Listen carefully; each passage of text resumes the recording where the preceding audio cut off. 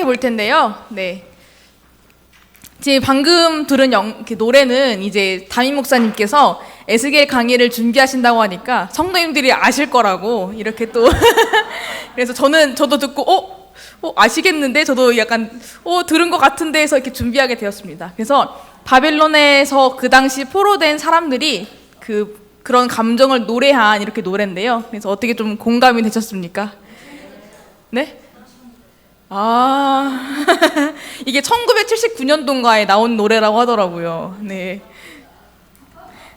자, 우리 또 이제 에스겔 강의 오늘 시작해 보도록 하겠습니다. 식사 맛있게 잘 하셨나요? 네, 오늘 또 더운 여름 잘 이겨내라고 반개탕을 준비해 주셨는데 아주 따뜻하고 배부르게 잘 먹은 것 같습니다.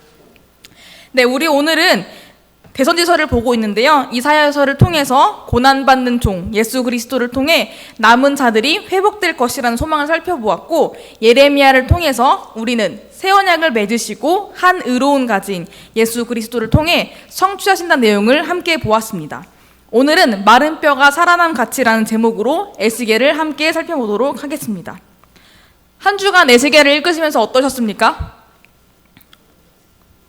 어려웠음 또 어떠셨습니까? 막 넘기셨습니까? 네, 맞습니다. 책 75페이지에 나와 있는 것처럼 유대인들은 30살이 될 때까지는 에스겔서를 자칫 잘못 읽고 오해할지 모른다는 두려움 때문에 읽지 못하였다고 합니다.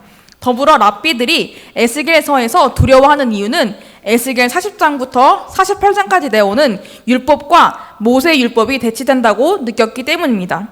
더불어 우리가 읽었을 때에도 내용이 조금 어렵게 느껴졌고 어떤 의미인지 헷갈리기도 하였습니다.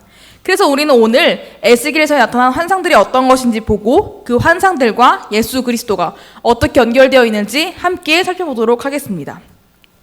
자, 에스겔서는 이스라엘의 암흑기 당시 예루살렘의 멸망이라는 핵심 사건을 중심으로 구성되어 있습니다.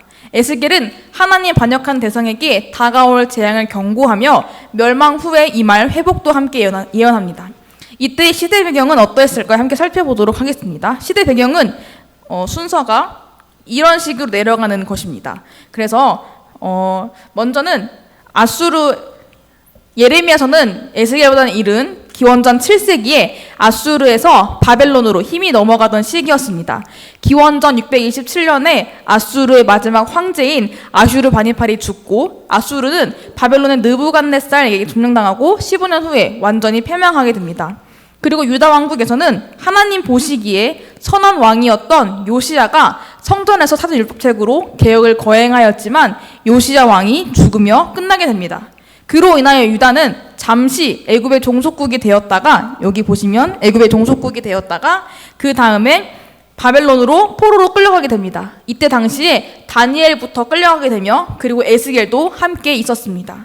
그리고 기원전 593년부터 571년까지 기록되며 바벨론의 포로로 잡혀간 이스라엘 백성에게 예루살렘의 멸망이 다가오고 있다는 예언의 말씀입니다. 그래서 기원전 586년에 시드기야가 바벨론의 반란을 일으키면서 유다 왕국은 주권을 상실하고 예루살렘을 멸망하게 되는데, 하나님께서는 이 모든 일을 미리 경고하십니다. 그 흐름에 따라 한번 살펴보도록 하겠습니다.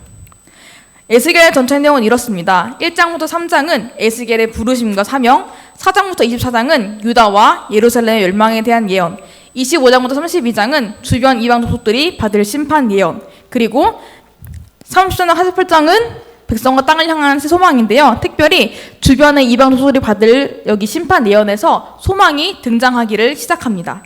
이와 같은 전체 구조를 바탕으로 에스겔에 기록된 주요 환상들과 그 의미를 함께 보도록 하겠습니다.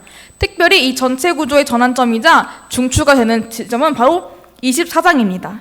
24장을 중심으로 그 앞에는 심판에 대한 내용이 있으나 그 이후에는 주로 소망에 대한 내용이 등장하며 현실에 안주하지 말라고 당부하고 있습니다.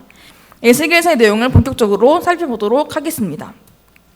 다른 선지자와 마찬가지로 에스겔도 선지자로 사명을 받는 모습으로 시작하게 됩니다.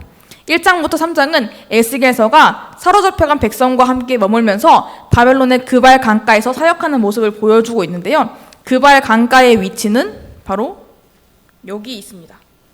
여기가 바로 그발 강의 위치고, 원래 유다와 예루살렘이 이쪽에 이렇게 예루살렘과 사마리아 이쪽이 바로 이스라엘의 땅이었습니다. 아주 먼 곳으로 이들이 포로로 잡혀가게 된 것이었습니다. 예레미야가 사역했던 당시는 그래도 이스라엘에 남아있을 때에 주어진 하나님의 말씀이었습니다. 그러나 에스겔은 어디에 거했을까요? 그발 강, 즉 포로로 잡혀간 때에 거했습니다. 이걸 알면서 우리는 이것을 보면서 이방 땅에 있는 백성에게도 여호와의 말씀이 여전히 전해지고 있다는 것을 알 수 있습니다. 그 당시에 살던 사람들은 신들의 영향력이 그 땅과 밀접하게 관련되어 있다고 생각을 했습니다. 그래서 살던 땅을 떠난다는 것은 그 땅을 다스리던 신의 영향력에서 벗어난다는 것을 의미하였습니다. 그러나 하나님의 말씀이 바벨론의 그발 강가에 임했다는 것은 하나님은 장소에 국한되지 않고 어디에나 계신다는 것을 알려주는 것이었습니다. 그리고 어디에나 계신 하나님께서 백성들을 아끼시고 돌보신다는 것을 의미했습니다. 에스겔은 부르심 받는 도중에 하나님의 영광을 바라보게 됩니다. 그가 본 환상은 이사야와는 다릅니다. 이사야가 본 환상은 주께서는 높이 들린 보좌에 앉으시고 스랍들은 거룩하다고 찬송한 소리가 나며 위엄이 가득한 환상이었습니다. 하지만 에스겔은 바벨론에서 사로잡힌 백성에게 폭풍으로 임하시며 움직이시는 여호와를 본 것입니다. 즉 이사야는 하나님께서 가만히 계시며 찬송받으신 하나님을 본 것이라면 에스겔은 하나님이 움직이신 하나님을 본 것입니다. 하나님은 즉 어디 한 장소에만 갇혀 계시는 분이 아니라 살아계셔서 역사하시고 어디든지 가시는 분임을 보여주게 됩니다. 그러나 이 환상은 곧 무너질 예루살렘을 생각할 때는 좋은 징조만은 아니었습니다. 그리고 더불어 하나님은 폭풍, 큰 구름, 불, 번개 가운데 임하십니다. 이것을 보면 떠오르는 게 혹시 있지 않으십니까? 네, 창세기입니다. 바로 폭풍은 하나님의 영이 창세기에서 천지창조하실 때 수면 위를 운행하시고 또 노아 홍수 때에 물을 말리기 위해 보내신 바람을 의미하며, 생물의 머리 위에 있는 궁창은 창조 때의 궁창을 의미하며, 하나님의 광채가 비 오는 날 무지개와 같은 것은 노아 홍수 후에 하나님께서 그들에게 보여주신 무지개와 같습니다. 이와 같이 에스겔에 등장하는 주요 환상은 창세기의 다양한 사건을 떠올리도록 합니다. 그러면서 이 말씀을 창세기에 빗대어 바라보도록 하였습니다.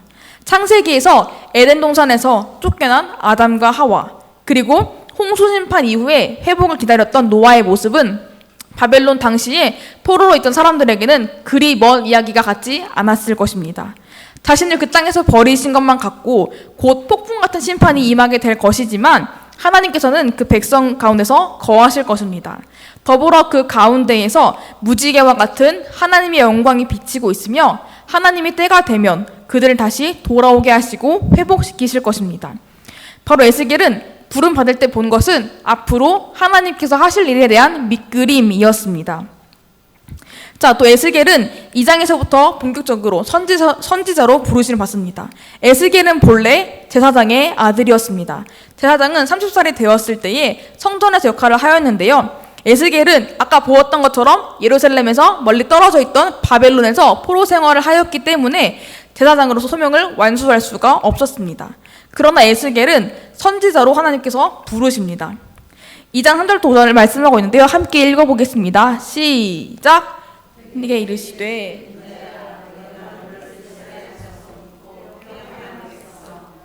레바나는 자에게 보내노라. 그들과 그 조상들이 내게 범죄하여 오늘까지 이르렀나니 이 자손은 얼굴이 뻔뻔하고 마음이 굳은 자니라. 내가 너를 그들에게 보내노니 그들에게 이르기를 주 여호와의 말씀이 이러하시다 하라. 그들은 패역한 족속이라. 그들이 듣든지 아니 듣든지 그들 가운데에 선지자가 있음을 알지니라. 이들은 어떤 백성입니까? 얼굴이 뻔뻔하고 마음이 굳은 백성입니다. 특별히 에스겔이 속한 포로 집단은 유다 사회의 상류 계층 출신이었습니다. 그들은 과거에 선지자의 경고를 듣지 않은 사람들이었습니다. 그들은 에스겔의 말에 적대적이었으며 에스겔이 전하는 말에 그저 재미있는 잡담에 지나지 않은 것으로 생각하였습니다. 그런 백성들에게도 하나님은 여전히 은혜를 베푸시고 말씀을 전하라고 보내십니다. 그리고 다른 선지자들과 같이 하나님은 그의 입에 하나님 말씀을 넣으시며 말씀을 선포하라고 하시고 그를 이스라엘 족속의 파수꾼으로 세우십니다. 에스겔은 곧 파수꾼, 즉 경고를 하는 사람으로 부름받게 됩니다. 하지만 그는 말을 못하는 사람이 되었습니다. 3장 26절은 내가 내 혀를 내 입천장에 붙게 하여 내가 말 못하는 자가 되어 그들을 꾸짖는 자가 되지 못하게 하리니 그들은 패역한 족속임이라 라고 말했습니다. 선지자가 어떤 사람입니까? 하나님 말씀을 전하는 사람인데 말을 어떻게 합니까? 말을 못하게 되었습니다. 왜 그랬을까요? 바로 하나님께서는 선지자가 하나님 말씀을 해야 한다는 것을 알려주시는 것입니다. 선지자의 말이 아니라 선지자 개인의 생각과 말이 아니라 하나님께서 부어주시는 말씀을 할 때 그에게 입을 열도록 하십니다. 그래서 선지자 에스겔은 이렇게 부름받게 되었습니다. 자, 그 부름받은 이스라엘은 4장 1절부터 5장 4절에서 하나님께서 예루살렘 멸망을 나타내는 상징적인 행동 몇 가지를 하도록 하십니다. 첫 번째는 토판을 가져다 놓아 예루살렘을 그리라고 하십니다. 이 토판은 당시에 글자를 적어놓기도 하였는데 여기다가 예루살렘 모양을 그리고 그 주위에 성을 포위하고 있는 군대의 모형을 만들라고 하십니다. 마치 이 그림처럼 말입니다. 이것은 예루살렘 성의 포위를 의미합니다. 두 번째 행동은 에스겔에게 누워서 이스라엘과 유다가 각각 범죄한 횟수만큼 날수를 정하여 죄악을 담당하도록 하십니다. 먼저 북이스라엘은 여로보암 왕 때부터 390년을 범죄하였으니 390일 동안 왼쪽으로 눕고 그리고 390일이 지나면 오른쪽으로 누워서 유다 족속의 죄악을 담당하는데 이것 또한 남유다가 40년간 죄를 지은 것을 담당하는 것입니다. 이 날수 동안 하나님은 에스겔이 자세를 바꾸지 못하도록 하십니다. 그래서 누워서 에스겔은 이런 상태로 보고 있었던 것입니다. 그 다음은 9절부터 17절인데요. 여러 곡식을 가지고 떡을 만들어 옆으로 눕는 일 동안 먹으라고 하십니다. 보리떡과 물을 먹으라고 하시는데 이 양은 20세겔, 우리에게는 230g 정도가 되고 물은 6분의 1 흰으로서 600ml가량 됩니다. 즉 하루에 아까처럼 누워서 햇반 한 공기랑 물 한 병을 먹게 되는 것입니다. 얼마나 배고프겠습니까? 우리에게 이것만 먹고 430일을 살아라라고 말씀하시는 것입니다. 자, 근데 더불어 하나님은 사람의 배설물로 떡을 만들라고 빵을 구우라고 하십니다. 누워서 먹어야 하는 음식도 적은데 심지어는 사람의 배설물로 떡을 만들려니 이것이 어떻게 가당키나 하겠습니까? 에스겔에게 억울함을 토로하자 하나님은 그것을 그나마 쇠똥으로 바꾸어 주십니다. 사실 저에게는 말씀을 읽으면서 사람의 배설물이나 쇠똥이나 무엇이 그렇게 차이가 날까라는 생각이 들 정도로 에스겔은 아마 억울했을 것입니다. 자, 이 모습은 이스라엘 백성들이 후에 하나님께 심판을 받아 당하게 될 벌을 미리 알려주는 것입니다. 왜냐하면 이들은 하나님보다 양식을 더 의뢰하였기 때문입니다. 그런 그들에게 미리 보여주심으로써 그들이 이방 민족 가운데 흩어 살 때에 먹을 것이 없고 곤란하게 될 상황을 미리 알려주는 것이었습니다. 네 번째는 에스겔이 그의 머리털과 수염을 깎아서 3분의 1씩 없애는 것입니다. 이는 그들이 세 차례에 걸쳐서 죽임을 당하게 될 것을 의미하는 것입니다. 이 모든 것은 5년 후에 예루살렘이 함락될 때 겪게 될 일이었는데 이는 에스겔 선지자가 미리 겪는 것이었습니다. 다른 선지자들은 그저 말씀을 선포하는 것에만 끝이었는데 에스겔은 그들이 겪을 일을 미리 겪은 것입니다. 그리고 6장에는 우상숭배를 말씀하시며 7장은 이스라엘 땅이 끝났다라고 말씀하시고 이스라엘의 끝이 다가왔음을 알립니다. 7장은 끝이 이르렀기에 행위를 심판하시고 가증한 일을 보응하시며 그들을 불쌍히 여기지 않는다라고 말씀하십니다. 앞서 예레미야서 말씀해서 드린 것과 같이 인증 공식, 즉 그때에 내가 여호와인 줄을 그들이 알리라 하는 문장이 에스겔서에 많이 사용되고 있습니다. 하나님께서는 그들이 고통을 당한 후에 그때야 비로소 하나님인 줄 알게 될 것임을 말씀하십니다. 에스겔서에는 영광을 거두어 가신 하나님으로 심판을 나타내는데 이 영광을 거두어 간다는 것은 단순히 하나님께서 비추시던 빛이 없어지고 높임받으신 하나님이 사라지는 것이 아닙니다. 구약에서 하나님의 영광은 하나님의 임재, 하나님의 현현으로 등장합니다. 즉 하나님께서 함께 하시는 것이 하나님의 영광이었는데 그 영광을 거두어 가신다는 것입니다. 즉 이스라엘 백성들과 함께 하시는 하나님이 그들 가운데 함께하지 않는다라는 것을 의미합니다. 이것이 바로 가장 큰 심판이라는 것입니다. 그리고 11장부터는 이스라엘의 회복의 메시지를 선포해 주십니다. 저번 주에 혹시 새 언약의 내용을 기억하십니까? 예레미야의 새 언약 기억하십니까? 네, 그것처럼 여기서 새 마음으로 하나님을 섬기게 될 것을 말씀하시는데요. 말씀을 함께 같이 읽어보도록 하겠습니다. 시작!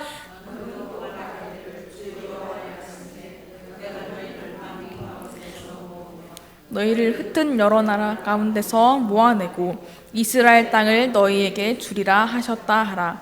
그들이 그리로 가서 그 가운데에 모든 미운 물건과 모든 가증한 것을 제거하여 버릴지라.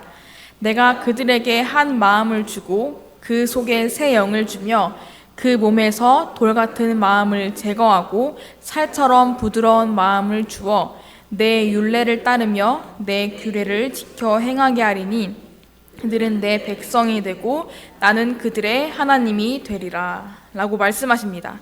하나님께서 떠나가는 것이 가장 큰 심판이라고 앞에서 말씀드렸는데요. 여기서 하나님께서 뭐라고 말씀하십니까? 그들은 내 백성이 되고 나는 그들의 하나님이 되리라 라는 최고의 복을 선언하십니다. 하지만 그럼에도 그들은 에스겔을 통해 전해지는 하나님의 말씀을 듣지 않습니다. 그들의 마음은 여전히 우상으로 가득 차 있습니다. 더불어 여기서도 거짓 선지자들이 등장하는데요. 이들은 잘못된 예언을 함으로써 자기 마음에 있는 생각을 전합니다. 이 예언을 듣는 사람들도 좋아합니다. 왜냐하면 자신의 마음속에 있는 말이기 때문입니다. 이스라엘이 멸망할 것이라는 말이 듣고 싶겠습니까? 이들에게는? 듣고 싶지 않은 말이었습니다. 거짓 선지자들은 이스라엘이 회복될 것이다, 멸망하지 않을 것이다 라는 말을 전하면서 그들의 마음을 미혹합니다. 도리어 그래서 에스겔과 예레미야 등 심판을 전하는 선지자들을 거짓 선지자 취급하는 모습을 보여주고 있습니다. 그렇기에 그들에게 심판을 내리십니다. 이 심판 아주 철저한 심판이 됩니다. 이 심판 사실 근데 죽이려는 것 같아 보이지만 실상은 그들을 살리는 심판입니다. 하나님은 왜냐하면 그들을 사랑하시고 그들에게 관심이 있으시기 때문입니다. 그렇기 때문에 계속해서 그들에게 메시지를 선포하십니다.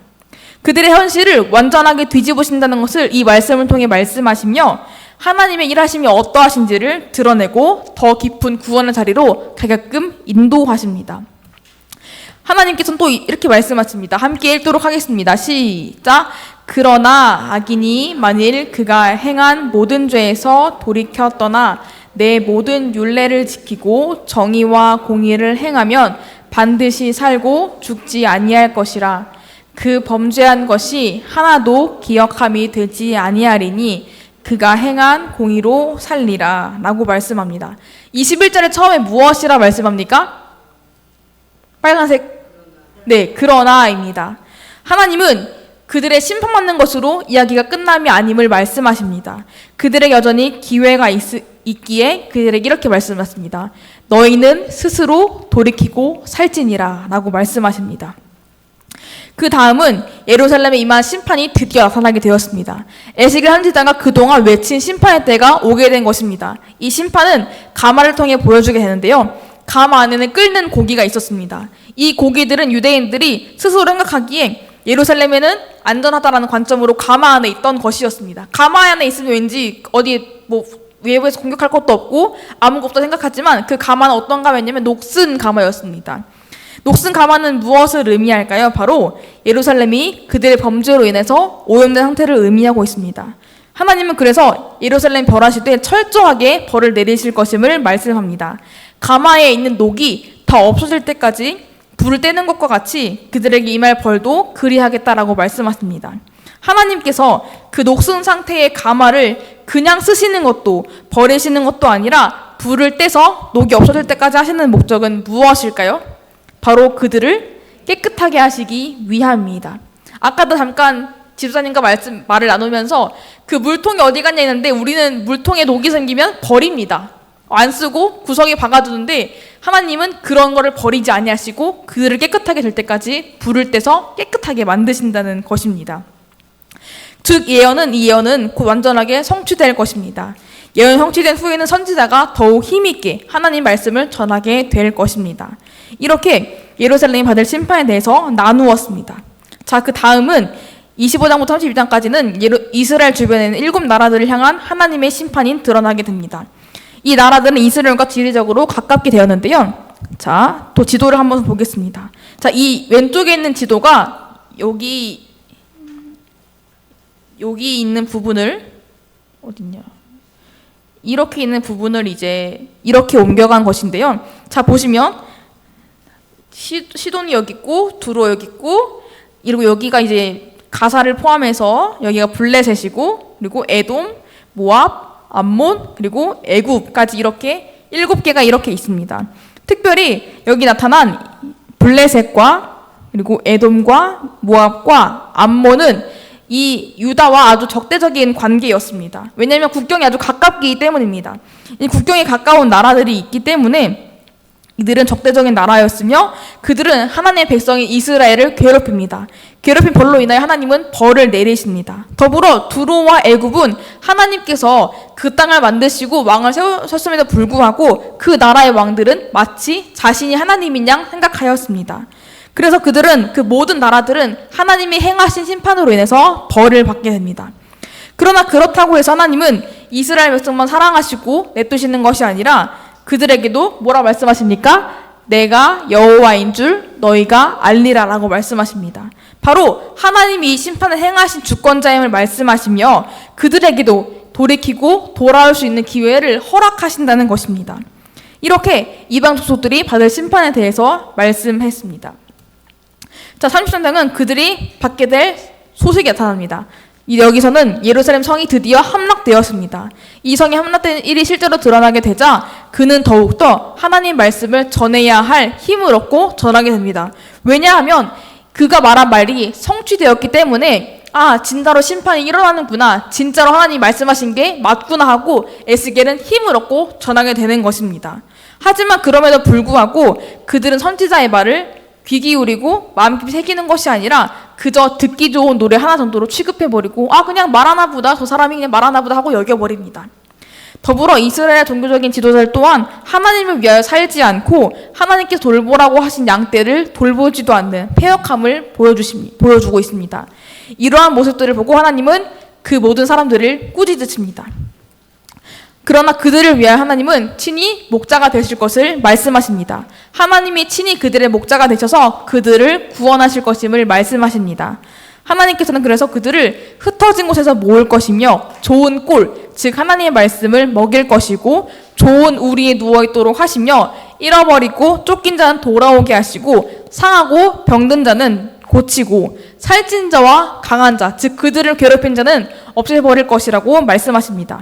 그리고 본격적으로 한 목자를 세워서 먹이시겠다라고 말씀하십니다. 바로 예수 그리스도로입니다.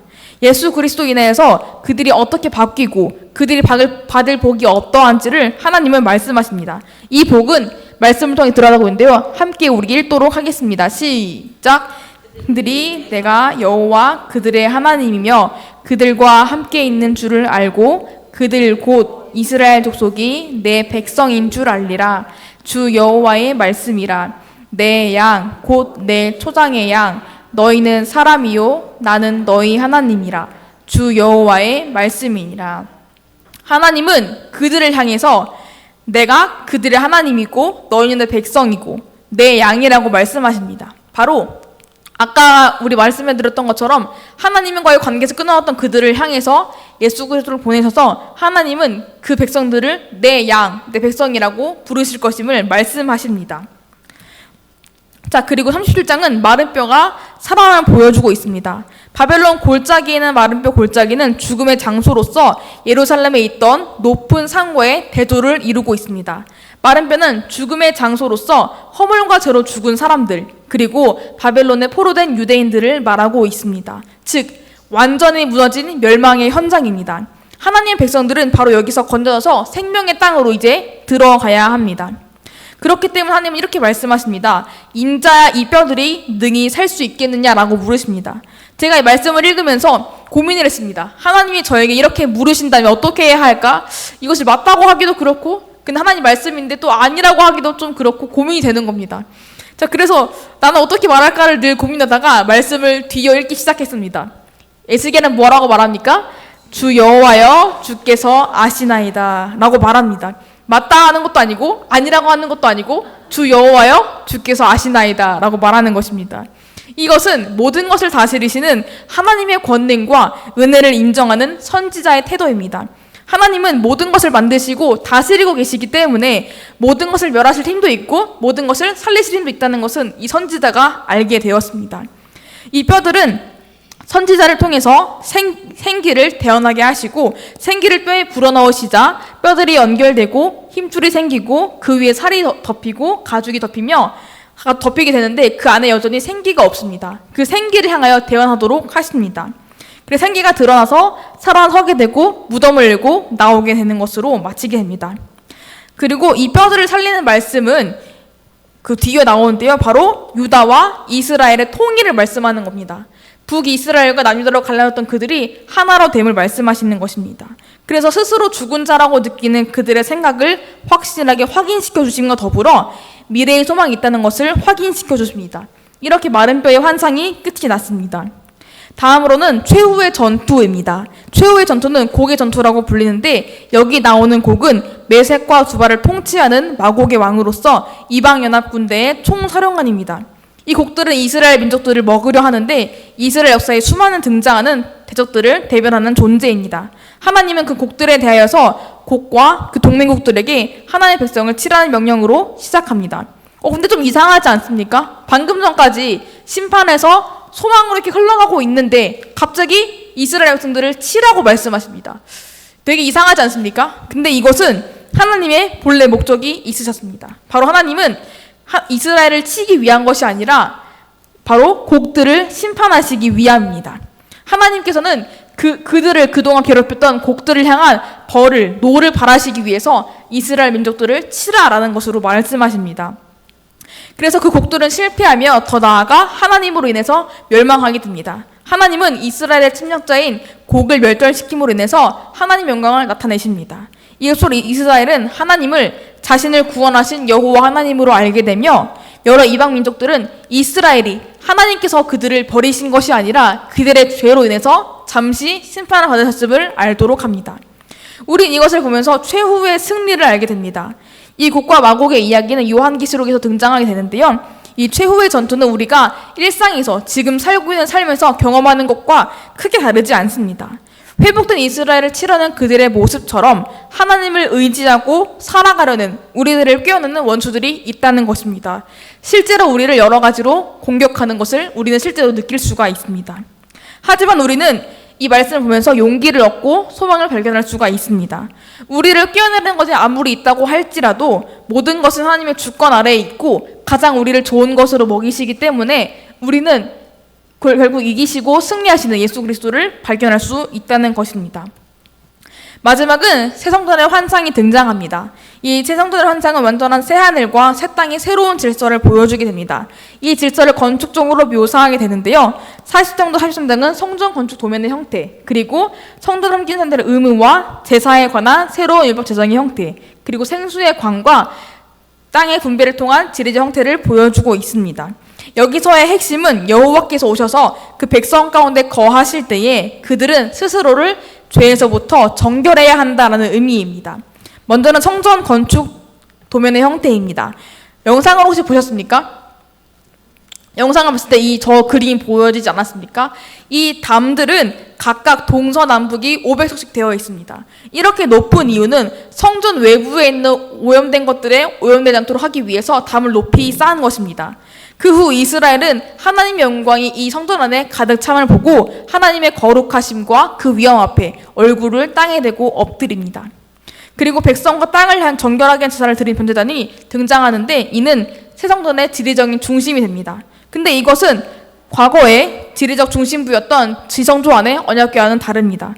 번제단의 의미는 바로 죄사함입니다. 언약궤는 하나님의 임재 상징과 동시에 율법이 있었습니다. 율법은 우리에게 죄를 깨닫게 하는 것이 목적이 있었습니다. 죄를 깨닫게 하고 회개하는 것이 목적이었는데 이 번제단은 예수 그리스도로 인하여 완전한 죄사함을 의미하는 것입니다.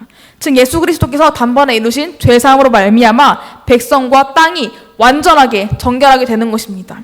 즉 우리의 화목제물이 되시고 새 언약의 중보자가 되신 그리스도를 나타내는 것입니다. 그 다음은 제사장에게 주어지는 의무가 있었는데요. 이는 앞서서 말씀드린 것과 같이 모세에게 주신 율법과 다른 면모를 보여주고 있습니다. 하지만 이것이 조화롭지 않고 다르다고 해서 본질적으로 다른 것이 아닙니다.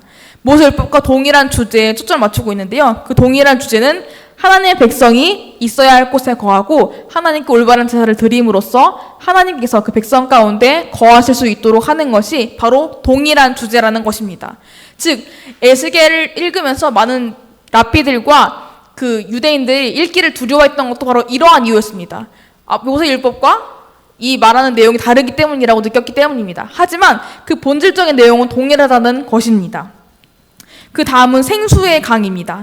이 강은 성전 문지방 밑에서 물이 흘러서 성전 오른쪽으로 흘러내려서 어떠한 것을 이루고 있습니까? 저기를 보시면 강을 이루고 있습니다. 이 물은 그냥 물이 아닙니다. 문지방에서 흘러나온 이 작은 물이 잠시 후에는 사람이 건너지 못할 큰 강이 되는 것입니다. 이 생수의 강은 단순히 물이 많아지는 것으로 끝나는 것이 아닙니다. 생명을 주어서 죽은 것을 살리고 생수의 근원을 공급하고 죽은 것 같던 그 땅을 살려내어 번성하는 모든 생물이 살고 고기가 많아지게 됩니다. 따라서 사람들은 그곳에서 처음으로 물고기를 잡고 어부가 서게 됩니다. 더불어 광 좌우에는 각종 먹을 과실나무가 살게 되고 그 잎이 시들지 않고 열매가 끊이지 않고 달마다 새 열매를 먹게 되는 것입니다. 즉 성전 문지방에서 흘러났던 그 작은 물이 많은 것을 살리는 그 기적을 보게 되는 것입니다. 이것은 영광스럽고 생명수가 나오는 새 예루살렘을 뜻하고 있습니다. 이를 통해서 알 수 있는 것은 하나님께서 행하시는 일들은 처음에는 아무리 작아 보이고 보잘것없어 보이지만 하나님은 결국 그 큰 일을, 그 많은 일을 성취하심을 나타내고 있습니다. 다음은 새로워진 땅을 분배하는 것입니다. 먼저는 약속의 땅을 설명하고 있는데요. 처음 그들에게 약속하시고 배분하셨던 땅과 다르지가 않습니다. 왼쪽의 그림은 여호수아에게 약속하셨던 땅의 모습이고 오른쪽의 모습이 바로 지금 나왔던 땅의 모습입니다. 즉 이때 저 왼쪽의 이 시대가 바로 여기가 바로 여호수아였고 그리고 창세기에 나타났던 땅도 있었습니다. 그리고 지금 여기가 나오는 에스겔에 나오는 땅의 분배이라는 것입니다. 이렇게 보시면 길르앗 땅도 이렇게 있고요. 보시면 창세기에 등장하는 가데스와 같은 것도 같이 등장합니다. 바로 이 땅이 하나님이 맨 처음 이스라엘에 약속하셨던 땅이 그대로 다시 성취되고 분배되었다는 것을 말하고 있습니다. 그리고 성소를 중심으로 땅을 재분배함으로써 약속의 땅 한가운데에 하나님 여전히 그들과 함께 하심을 드러내고 있습니다. 그렇기 때문에 예루살렘이 아닌 새로운 성읍의 이름으로 여호와 삼마라고 부르게 됩니다. 여호와 삼마는 하나님께서 여기 계신다라는 것을 의미합니다. 여호와께서 백성을 정결하게 하시고 그들과 함께 하심을 의미하는 것입니다. 다음은 약속하신 예수 그리스도입니다. 에스겔은 부름받았을 때부터 마른 뼈가 살아나는 것 등 다양한 환상을 바라보게 됩니다. 이 모든 환상들은 그때 성취되는 것이 아니라 장차 오실 예수 그리스도를 통하여 완전하게 성취되게 되는 것입니다. 약속하신 예수 그리스도는 새 성전과 예배, 생수의 강, 임마누엘, 세원과 성령을 설명할 수 있는데요. 먼저 그리스도께서는 새 성전이 되셔가지고 완전한 제사를 드림으로써 그들을 정결하게 하십니다. 에스겔이 보았던 성전이 부정한 백성들 가운데 거하면서도 부정해지지 않았듯이 예수님도 죄로 가득한 이 땅에 오셨지만 부정해지지 않고 도리어 정결을 선포하시고 어둠 가운데 빛으로 나아오신 것입니다. 그래서 우리는 은혜의 보좌 앞에 당당히 나아갈 수 있습니다. 그리고 더 이상 반복되는 제사가 아니라 영과 진리로 예배를 드리는 것입니다. 또한 예수님은 생수의 강으로 오셨습니다. 생수의 강이신 예수님은 그들의 목마름을 단번에 해결시켜 주십니다. 우리 요한복음 4장에 등장하는 바로 한 번 먹으면 목마르지 않고 영원한 생명을 누리는 것입니다. 우리에게 주시는 생수를 마신 자들은 새 생명을 얻고 경험하게 되는 것입니다. 세 번째는 임마누엘입니다. 하나님 영광으로 임재하신 예수님은 우리와 함께 하십니다. 하나님의 임재 성전으로 오셔서 죄인들을 위하여 성문 밖에서 모진 고난을 당하십니다. 그리고 그것이 끝이 아니라 부활로 승천하시고 우리와 영원히 함께 하십니다. 마지막은 새 언약과 성령입니다. 앞서 말씀드린 임마누엘과 연결되게 되는데요. 보혜사 성령을 보내셔서 그리스도는 성도들과 함께 임재하시며 성령님을 통하여서 자신의 뜻을 알리고 깨닫게 하십니다. 그리고 성령은 새 언약의 보증이 되어 우리에게 함께 하신다는 것입니다. 이렇게 에스겔서의 전체적인 흐름을 보게 되었습니다. 우리는 오늘 에스겔 선지자의 부르심과 유다와 예루살렘 멸망의 예언, 주변 족속들을 받는 심판, 그리고 새 소망을 함께 바라보게 되었습니다. 이 내용을 함께 보면서 하나님은 작정하신 모든 것을 이루신다는 것을 함께 배우게 되었습니다. 그 과정이 사람이 보기에는 때로는 험난하고 어려울지라도 하나님은 그 백성을 향해서, 그리고 하나님의 이름과 영광을 향해서 가장 선하게 인도하신다는 것입니다. 그리고 우리는 그리스도인에게 있어서 가장 최상의 복과 최악의 상태를 보았습니다. 바로 하나님이 함께 하시는가 그렇지 않은가가 바로 그들에게 있어서 최상과 최악의 복을 나누는 것입니다. 우리의 삶에 하나님이 없는 것은 잠시는 좋아 보이고 잠시는 편할 것이지만 그것이 평생의 삶에 있어서 편안하고 안전한가를 보았을 때 그렇지 않는다는 것입니다. 우리가 코로나 때 교회를 못 나오는 것은 잠시는 행복합니다. 왜냐면 교회 갈 때 뭐 아침에 씻지 않아도 되고 뭐 준비하지 않아도 되고 봉사를 안 해도 참 좋아 보이지만 그것이 오래 갔습니까? 오래 가지 않았습니다. 하나님께 예배드리는 것이 가장 행복하고 하나님 안에 거하는 것이 가장 좋고 우리 교회 공동체와 함께 있는 것이 가장 좋은 것입니다. 잠시 우리가 가장 행복한 것이 무엇인지를 깊이 묵상하며 살아가시기를 소망합니다. 그리고 주는 우리를 기르시는 목자입니다. 에스겔은 내가 친히 내 양의 목자가 된다라고 말씀하십니다. 그리고 예수 그리스도를 우리에게 보내어 주셨습니다. 제가 잠시 사담을 함께 하자면 제가 아침에 사실 엘리베이터에 갇혔습니다. 갇히면서 너무 무서웠습니다. 무서운데 잡을 것이 이 난간 하나밖에 없는 겁니다. 심지어 제가 이 워치도 두고 오고 핸드폰도 두고 오고 아무것도 없이 아침에 이제 어떡하지 막 이러면서 난간을 붙잡고 있었는데요. 우리가 이렇게 아무것도 없는 이 두려운 순간 가운데 예수님을 붙잡기를 소망합니다. 우리의 목자가 되시고 우리의 가장 큰 힘이 되시기 때문입니다. 그래서 우리는 하나님의 인도하심을 믿으며 두려워하지 맙시다. 하나님은 살찐 자와 강한 자를 없애셔서 우리로 하여금 이방의 노략거리가 되지 않도록 하시고 이 땅의 짐승들에게 잡아먹히지 않도록 하시기 때문입니다. 우리에게 가장 좋은 것을 이루실 하나님을 바라보면서 낙심하고 포기하지 않는 우리가 되기를 소망합니다. 우리 함께 오늘 찬양할 것은 주는 나를 기르시는 목자입니다.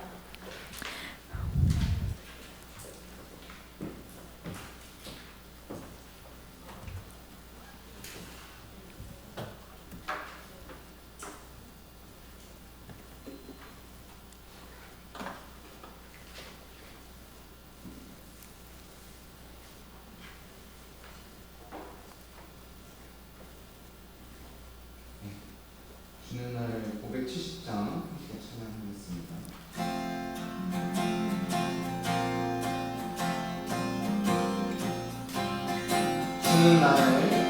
주는 나를 기르시는 목자여 나는 주님의 기업이야 푸른 풀과 맑은 시내 물가로 나를 늘 인도하여 주신다 주는 나의 좋은 목자 나는 그의 어린 양 저를 따라 꿀을 먹여주시니 내게 부족함 전혀 없어라 예쁜 새들 노래하는 아침과 노을 비기는 고향에 사랑하는 나의 목자의 성이 나를 언제나 불러주신다 주는 나의 좋은 목자 나는 그의 어린 양 저를 따라 꿀을 먹여주시니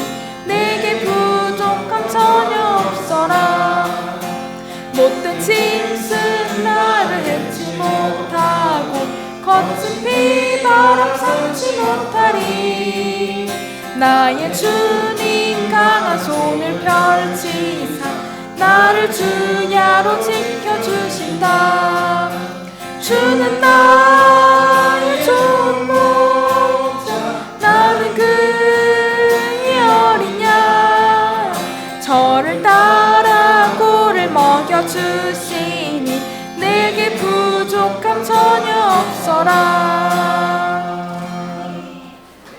주는 우리의 목자가 되십니다. 마지막에 철을 따라 꼴을 먹여주시니 내게 부족함이 없다고 말씀하십니다. 우리에게 날마다 하나님은 말씀으로 먹이시고 우리에게 좋은 사람들을 붙여주셔서 말씀을 듣게 하시고 하나님의 섭리 가운데로 우리를 인도하신다는 것입니다.